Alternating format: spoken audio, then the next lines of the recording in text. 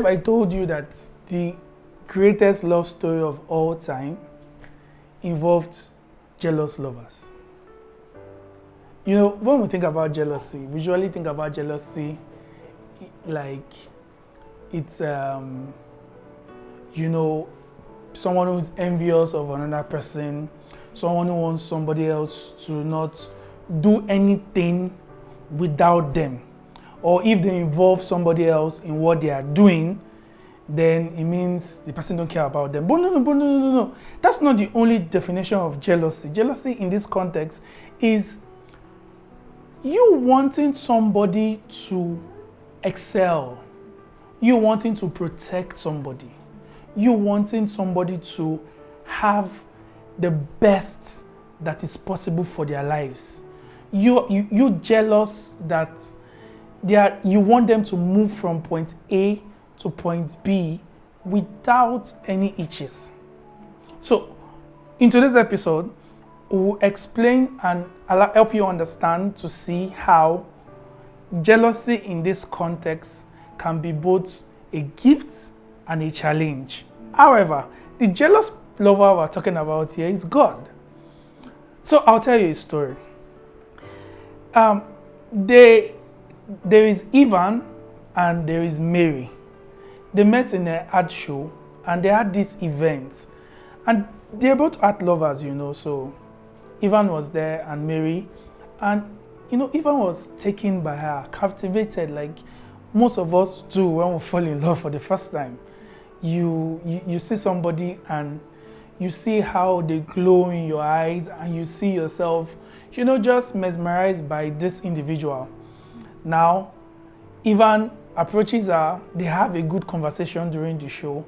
And I mean, he's interested in knowing more about her and being involved in her life. But you see, Mary is a wild wind of so many things. Mary has dreams, Mary likes to travel, Mary walks, and has so many seasons going on for her.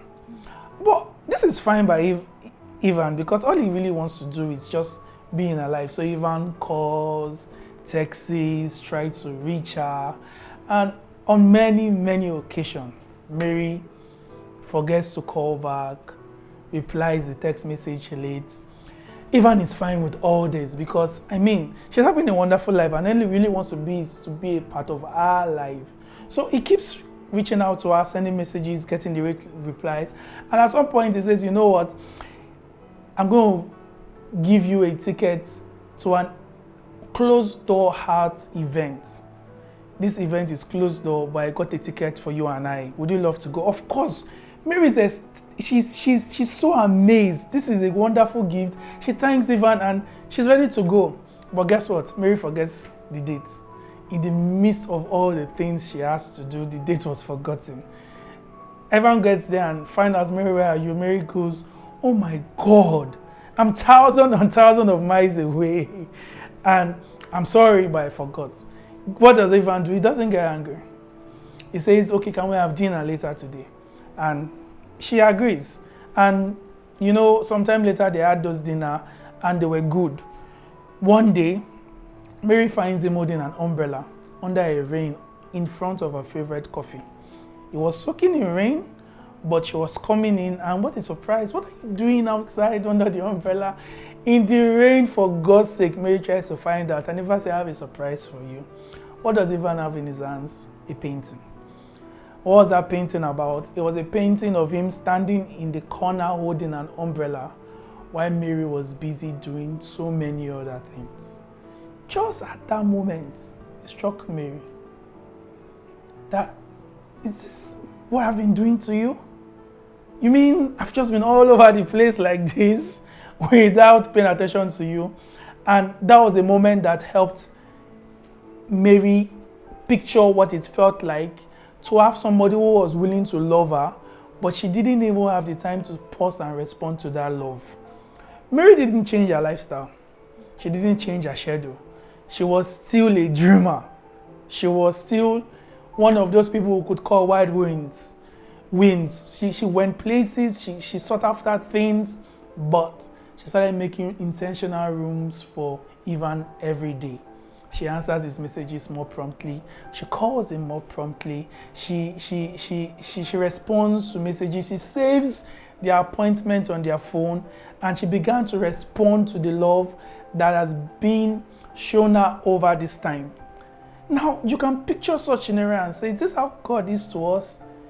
You would think so, because have you ever felt loved by God before? Have you just taken a moment to say, see, this moment just feels like a moment where somebody deeply loved me. If you've had a feeling like that before, you just want to imagine. So, I can't help but want to show you this. So, God made all the creation, everybody. He made everybody. Made you and I, made the birds, made the tree. It's okay if you don't believe that God made everything. I believe the Bible. And the Bible said God made everything, and that's just the fact of what we're talking about. God made the bird, He spoke to them, He made lands, He made the air, and you find this in Genesis 1. But when it came to human being, God said, let us make man in our own image. So God had a meeting. So I'm not a great drawer, just pardon me. This is my imagination of God, having a meeting and saying, let's make man in our own image. Now, God used words, He spoke, and there were birds. He spoke, and there were fishes. He spoke, and there was land that was separated for water. He spoke, and there was animals. He didn't move. All he needed to do was to speak. Yeah? All he needed to do was to speak. When it came to you and I, what did God do? He said, I'm not speaking. I'm going to make. So God comes and gets his hand dirty. So pardon my illustration again, but I'm not an artist. Just imagine this is dust.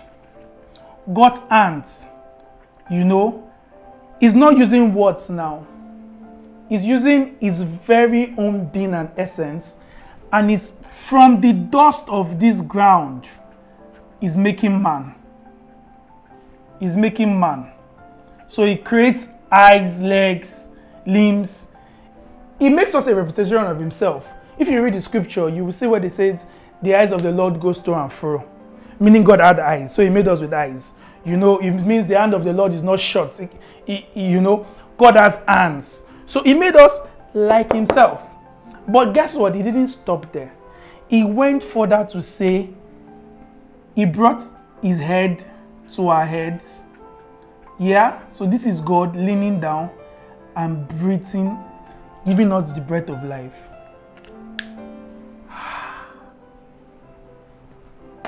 God, when making us, he was not using words to illustrate who we are.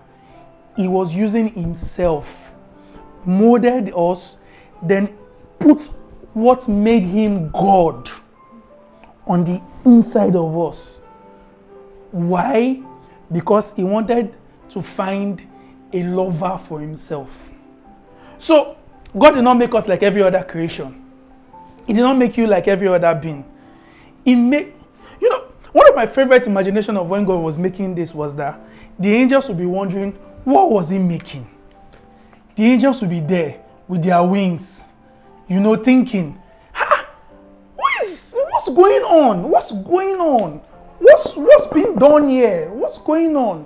What's being created here? What's going on? The angels will be thinking about this. But they've never seen anything like this before. Nothing like this has happened before. Where the one who is so powerful, the one who is so strong, the one who owns everything could get his hands dirty. And that's how he made us. But leave that. He also now said, I've given you the ability for you to be me because I want to love you, but I'm not going to force you to love me. I will give you the ability to choose to love me back. I will sit back and say, would you respond to me in love? But it gets a little bit better. How you love him back So again, I can't really imagine God, but let's just give him this figure. He stands here and say, I made you to do so many wonderful things, to rule, to dominate. He stands here. But I want to always be connected to you. Always. Always. I want to have a connection with you all the time. But the connection I want to have with you, I want it to be two ways. I'm giving you and you are giving me. I'm giving you and you are giving me. I'm giving you and you are giving me. However, even if you don't give me, even when something blocks you giving me, even when there's obstacle on the way of you giving me, you know what? Nothing will ever block this way of me giving you. Nothing will ever stop. This my flow to you. Nothing will ever stop it. Then we find this illustration somewhere in the Bible. There was a prophet called Hosea. God told him, you represent me, you represent my image, you represent my voice. So here's what I want you to do. It's like my people Israel, Israel was a tribe at the time, don't understand what I'm talking about with my love. So I want you to show them a physical representation of what I mean by I will always love you even if you are not loving me back. I want you to show you a physical representation. So go marry a prostitute. Now, why a prostitute of all other profession you might ask? Because prostitution in this sense now means that this person is at the height of unfaithfulness. She's not just selling anything, she's going to be selling her very body, which is supposed to be meant for only her husband. Only her husband. So, it's crazy to me, even if you believe in open marriages, you don't believe in the fact that you want your wife to be open to anybody without your consent. So, Hosea does this thing, goes to marry this lady, and comes back. Guess what? The lady leaves him again to go back to prostitution. Oh, the lady leaves him and go back to prostitution, but Hosea cannot get angry. He goes back again to redeem her again. I'll marry you again. You are breaking my heart, but I'll marry you again. What was God trying to do? He was trying to show a representation. He was really trying to show a representation of what it is that his love is for us. Now, it's kind of frightening when you think it's okay for this love to just always come like this. All of us, we are made with something that allows us to want to respond to people who are nice to us. It doesn't matter what you believe. If somebody always sends you a text message to tell you good morning every day, even if it is an automated message, at some point, you would expect that message and you have like a bias to that thing. At some point, you would say, this thing is cool. I have a bias to it, and you want to give back. At some point, you want to give back. And God knows that He made us like us. So, if He loves us, He will always love us. At some point, we want to give back. But to what degree we want to give back?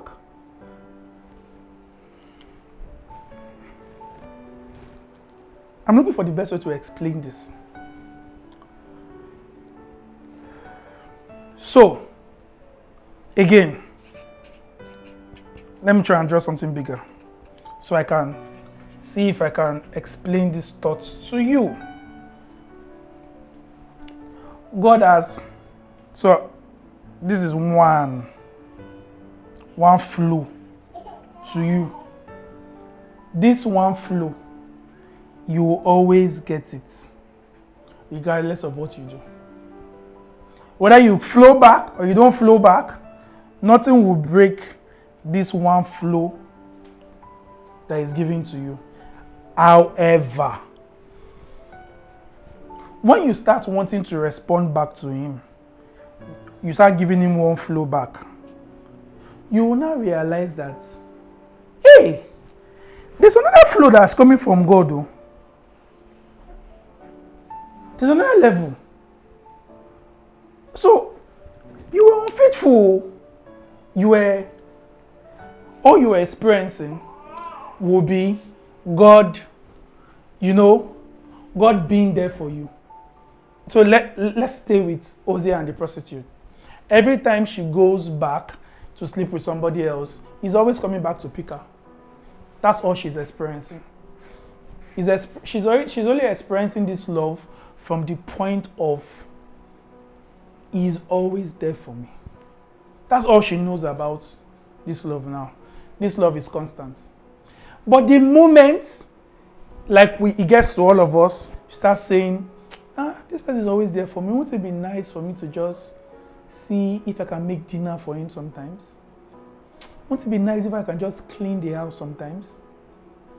Won't it be nice if I can just, see what he likes too? Okay, let me just stay. So you're trying to respond to that love. You would find another layer of love in God that you never knew about before.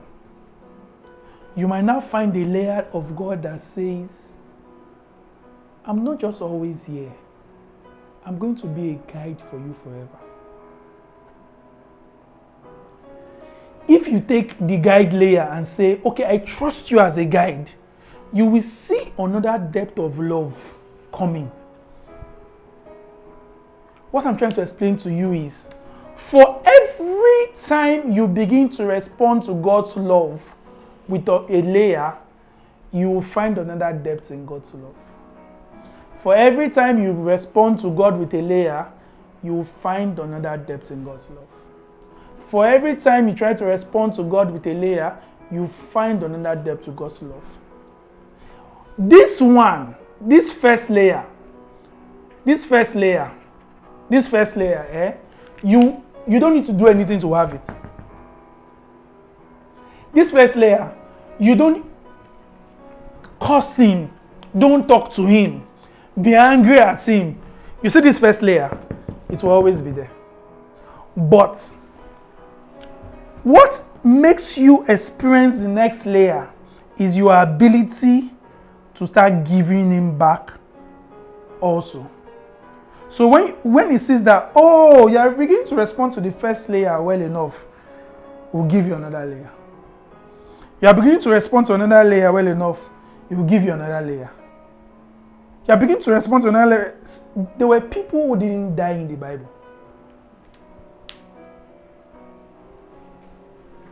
Enoch got the layer of, you don't deserve death. You have given me back so much. Just come. Elijah, he was like, this guy, you have blown my mind with your layers of love. But you know what? You don't deserve death. I'll use chariots and whirlwinds to bring you up. There was, the Bible talks about an high priest that doesn't have a beginning and an end, but that met Abraham. That one, we don't even know where it came from and where it's going. That one's layer was a layer of, I cannot even give you ancestry. So, but how do you access another layer? How do you access another layer? For you to get to layer 2, you must pass the test. For you to get to layer 3, you must pass the test. For every new layer, there is a test to pass. Layer 1, you do absolutely nothing to access it. But, you were just down and out. You were wondering, Lord, where do I go from here? And suddenly, somebody calls you out of the blue and says, I was thinking about you. And I had the impression to call you and pray with you. And when they're done praying with you, they say, where are you? Come, I want to see you. And you go there and they help your situation. You know, you could be listening to me from the hospital bed now. Or you've had scenarios where you had somebody that was sick. You didn't know how to pay your bills. And suddenly, somebody came from nowhere to pay your fees. You know, personally, I've had moments in my life where there was one time I traveled to see my family. You know, I left school, went to see my family, and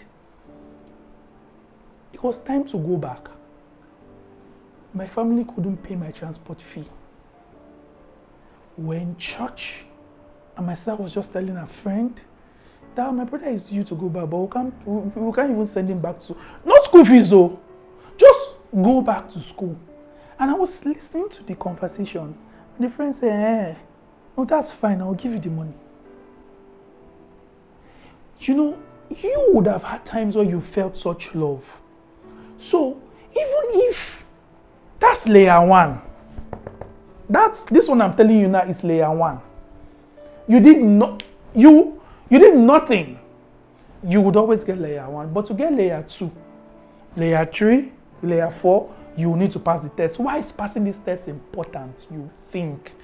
Because it needs to prove the state of your heart to you and to himself.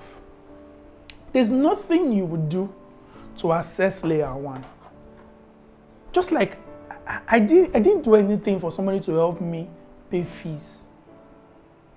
You know, but it needs to test you for layer 2 and layer 3. Why you say, is it not loving me? Can't you just be loving me forever? That's not how it works. You know, my pastor, whom I love so much, says this all the time.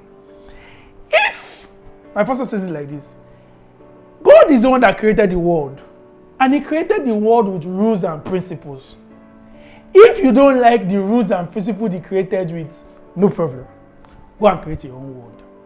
That's just on passing. Well, but the point I'm trying to communicate to you is, you are not the one who made yourself. You didn't randomly appear here. And this place that you are in, there are rules of engagement. And one of the rules of engagement says, for you to get to the next layer, this layer, by the way, this layer is endless. This layer it gives to you is endless. There's no point you will get to that you would have exhausted God's love for you. But you need to keep passing the tests to keep moving up levels. The quicker you pass the test, the faster you get to in those layers. Now, one of the people that passed those tests was Abraham. He gave Abraham Isaac, and he told Abraham, you know what? I want Isaac back. To see what Abraham wants. You know, to see what Abraham wants with all this. Do Abraham value Isaac more than him? So Abraham, you know the story. Abraham takes this boy to the mountain, tells him that God wants us for a sacrifice and you are the sacrifice. And the son obliged. I've always wondered, what was Isaac's feeling? What was Isaac's thoughts? Did the father close his eyes when he was binding him? But for whatever it was, what I admire the most about Isaac now when I think about it is that Isaac trusted his father. Isaac trusted Abraham well enough to say, all right, let's do this. Isaac did not just trust the father well enough to say, all right, you can bind me, you can bind my legs. He trusted him well enough to say, whatever you say God is saying to you, I believe you and I also believe God. Because, oh man, parents, this is for you. Abraham had trained Isaac in the ways of God so much that Isaac would agree to die if God said it. At 13, Isaac already had a picture of who God was. Abraham had been showing him. But that's the story for another. Abraham gets to the mountain, ties him, and was about to kill him, and God stops him and says, literally, paraphrasing, you've passed the test. You've passed the test. Now, I call you friend. So what was he before?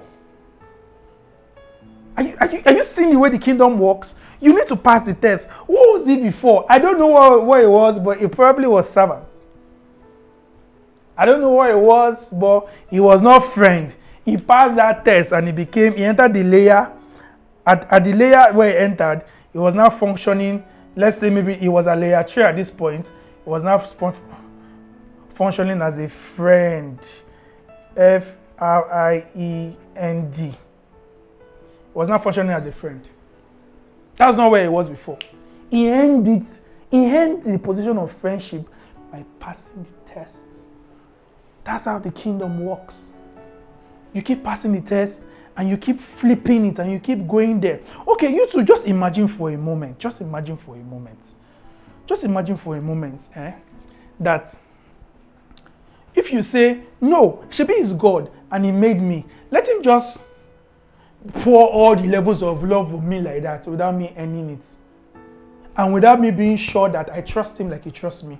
Okay, what if God was not interested in you as a person? You, let's say you, Joy, James, Jesse, his focus is not on you now. Like his focus is not on how you are, how you talk, how you move, the thoughts of your heart, the things you like, the things you need help with. What if that's not what God focuses on? God now says, what he really, really likes is you now. God now say, I like your car. God now say, I like your house. God now says, what do I really like about this person? I like these shoes. No, just what if God was saying, what do I really like about this person? I like the gold chain they have. How does the thought of that make you feel? How does the thought of that make you feel? It doesn't feel pleasant, right? It doesn't feel nice, right? You don't really enjoy the fact that God will like things over you, right? Well, that feeling you have now, that's the same feeling that God also have when you like things over him. And that's the reason why the test is there. The test is a proof of your ability to cross layers. So if you pass the test, he knows for certainty. And you also know for certainty that it is not the thing he gave to you that you like. So the test is there to prove to you and him that it is not the fact that he's always there for you that is making you come. From layer 1, he never leaves. The test is to prove that the reason why you are here is not just because he doesn't leave. It's because you want him. You want him also as a person. You want him also as a person. You just don't want his ability to be always present in your life, but you want him. So when he tested Abraham, for Abraham it was, do you want me more than your son? And Abraham was good enough to say, yes, I want you more than my son. After all, the Bible tells us in Hebrew that Abraham imagined that the same God who gave him this son was able to raise him up from the dead. That was proof of Abraham's heart that allowed God called Abraham friend. Now, your test might not be this as Abraham. Don't worry, before I even got to the test of Abraham killing his son. Abraham passed other levels. But there will always be a test of sacrifice. And but it could just be, spend 5 minutes with me in the morning. The tests are always inconvenience, don't get me wrong. They are going to inconvenience you. However, the test is also going to empower you. Sometimes it could just be fasting. Take a day or two and fast from food and focus on me a little bit more. You know, it's like what we do as couples. You could take a weekend and say, this weekend, I want to only be with my wife. I want to only be with my husband. So, you see, when you spend that time with the person feels and recognizes the love you have for them. So, that test gives you that ability. You passing the test makes this possible. You know, so what if this week, as we're speaking to you, your test is, I want you to always listen to my voice before you do something. What if that's your love test level? What if this week the test is, I'm jealous after you. I want to be involved in your life. What if you wake up in the morning and before you press your phone, you talk to me first? What if before you sleep, you talk to me first? Okay, what if before you pick a lover, you talk to me first? Okay, January is gone now. What if in the rest months of the year, you decide that if I'm going to make a plan this year, I will do it consulting you first? Can you imagine you being married to somebody and the person made plans for the year and you were not involved? Can you imagine dating somebody and the person says, this year I would fly, I will go to this island, I will take a resort, I will take a break, I would relax here. Oh, some days in the week I would exercise, I will eat. And in 365 days in a year, the person didn't involve you. You as a person. Remember when we started, God made you in His image. So what would that image happen? What would you feel? You feel this person doesn't really love me. So you as a person, even if you have so much love to give to this person, you might because I say might because many of us don't even give the first layer. Many of us don't even give the first layer. I've always been there. We say even you always been there, I am not giving and I don't blame you. You are not God. Even if you have this capacity, you might not have grown to that level. So you might not even give the first layer enough to even say, I will always be here for you even if you are not here for me. But to pass this other layer, because he wants more, he's jealous after you. You have to pass those tests. And one of the ways you can pass, in fact, a way that helps you pass the test generally is for you to function from the place of his rest. You know, the place of his rest reflects a place where God loves you. You are anxious for nothing. You are sure that even if everybody leaves me, you are not leaving me.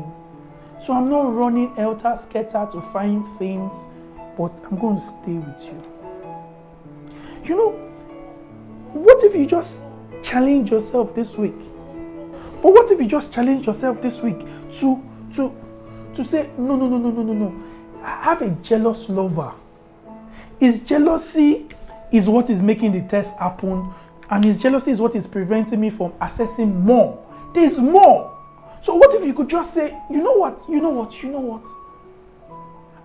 I want to respond back to your love.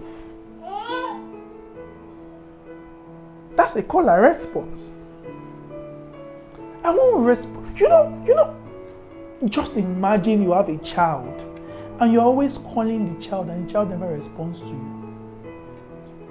You keep calling your child, you keep calling your child, you keep calling your child, and your child never responds to you. So what if this is the week you say you won't respond? What is the week you say you won't respond to him and you just rest? Your response don't need hustle. You don't need to go and kill goat and say, oh, you know what? I'm going to kill this goat for you. Nah.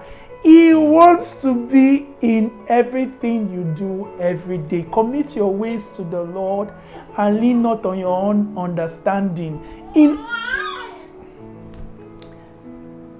Commit your ways to the Lord and lean not. That's a baby crying. And lean not to your own understanding. In all your ways, acknowledge him. So he wants to be involved.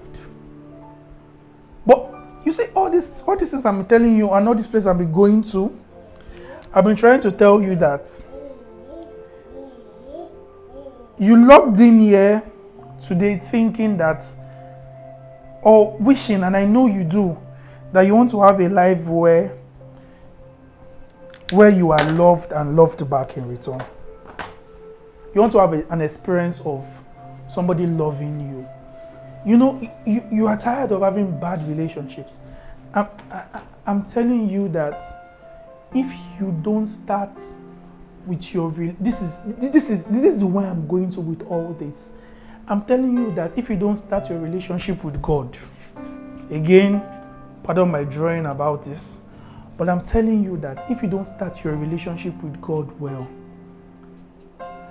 and you give him your heart wholly, not imaginary, not what you think he like, listening to his voice and following him daily.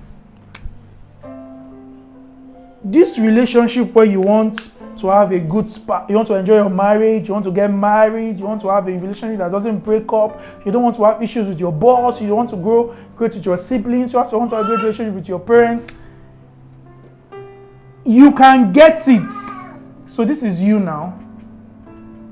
You can get this relationship. You can have great love life. You can have great friends. You know, you can be so loved in your office. You can have all of this, but this thing I'm telling you can only manifest first when you have crossed layer 1. You started giving back and you are entering layer 2. You know why? If you don't give this our lover his first place, is jealous for you so much that you won't have the ability to love or experience all this love. You need to get to a certain layer to be able to experience all this place. Why? He's a jealous lover. He won't give you all of this first without you giving him first. Because when you love him well. It is from the overflow of love you have from him that you can now give somebody else. You see, in this place, you need patience. You see, this place, you need sacrifice. You see, in your office, you need understanding. You need things in this love relationship that you so earnestly desire that you need to learn first with him. When you get it with him, then you're now in a position to be able to give it to these other people and have this experience. I know you are seeking this experience. I am telling you, without any doubt in my mind, that the experience you are seeking and you are not having first is because you have not had the experience of love with your maker. And because he's a jealous lover and he wants you first for himself. He's a jealous lover, not a selfish lover. You love him and he sets you up that you can have love for every environment. So until you are able to experience this love with him and cross layers, these loves will always have a problem. And that's what I'm trying to let you know today. That the jealous lover wants your attention.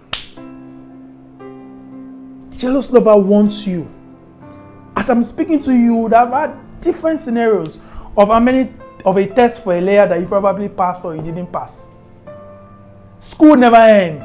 It's endless. Remember, it's endless. There's endless layers. You never get to the point where you say you have graduated.